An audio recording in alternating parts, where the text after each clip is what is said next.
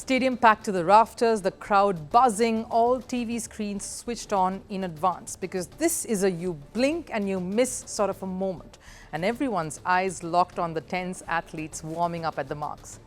I am, of course, describing the 100-meter dash at the Olympics, that one event that everyone sets their timers for. People flock to catch it live. It's one of those bucket list moments to witness for a true sports fan. Sprinters running in hard and, there could be a tight finish. The color of medal changes even by the barest of margins, and this time it did not disappoint, both at the women's and the men's events. It was a phenomenal outright win in the women's, with Julian Alfred putting St. Lucia up on the medals tally, a first-time gold for them. But over at the men's, it was a very different story. When a world champion, and Noah Lyles, is up against some of the fastest men in the world, the hype has to be unbearable, and it was.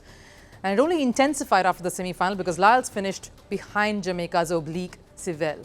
Sivelle dishing out a death stare to Lyles right before crossing over the line, telling him that he was the supreme runner here, not Lyles. And there is, of course, history to this war and this rivalry of sorts. Sivelle had engaged in some of these heated moments 2 months back at the Racers Grand Prix 2 and had won that race there. So everyone was expecting Lyles and Sivelle to go head-to-head here too. Lyles was a man under fire, and it was getting a little too hot in there, with the pressure mounting on the American. Lyles was also doing his best to fly under the radar, coming in for the final, wearing a pair of sunglasses, a hat, and even a mask to avoid any extra attention.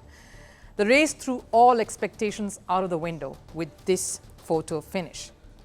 Sivelle was nowhere in contention here. It was Sivelle's compatriot, Kishane Thompson, who was not just giving Lyles a stiff competition, but also gave the most picture-perfect final moments of the race. Noah Lyles beat Kishane Thompson to gold by 0.005 of a second.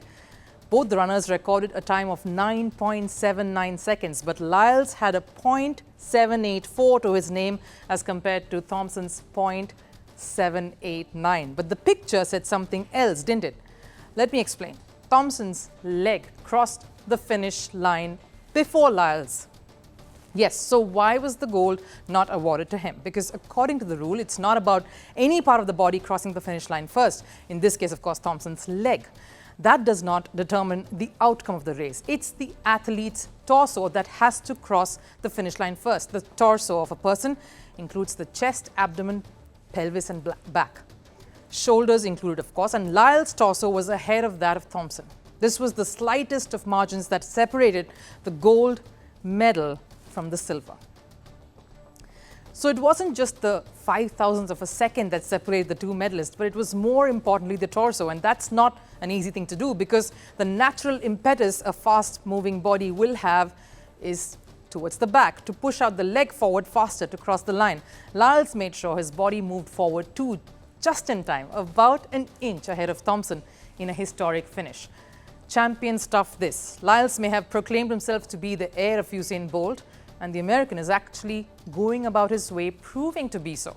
World Championship and now an Olympic gold. And he isn't just battling on the field, he's battling issues outside too. Right after his gold medal win, Lyles tweeted this.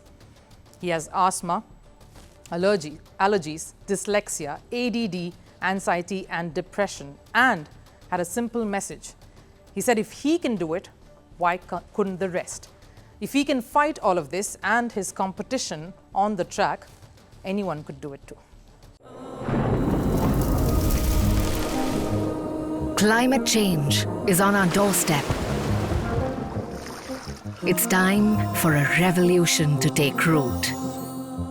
And it starts with 1.4 billion Indians.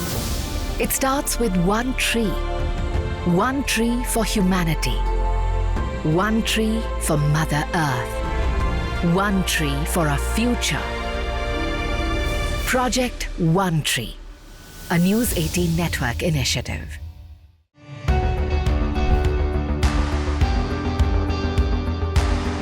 Across continents, one powerful news source. Bringing you diverse perspectives on the issues that matter.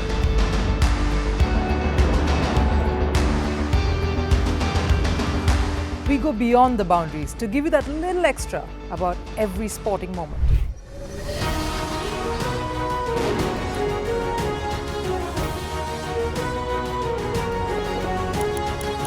So thank you for making Firstpost 5 million strong. We're counting on your support, and you can trust us to bring you the news unfiltered and unvarnished.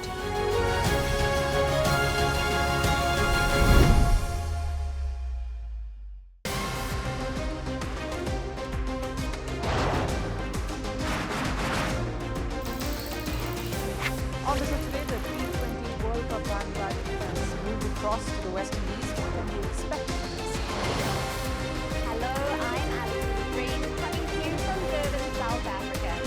Today we have a special show. Start with a report on India's shifting nuclear posture. For the first time since India officially became a nuclear power. Hello and welcome to Firstpost America. I'm Aaron Ham, coming to you live from the nation's capital.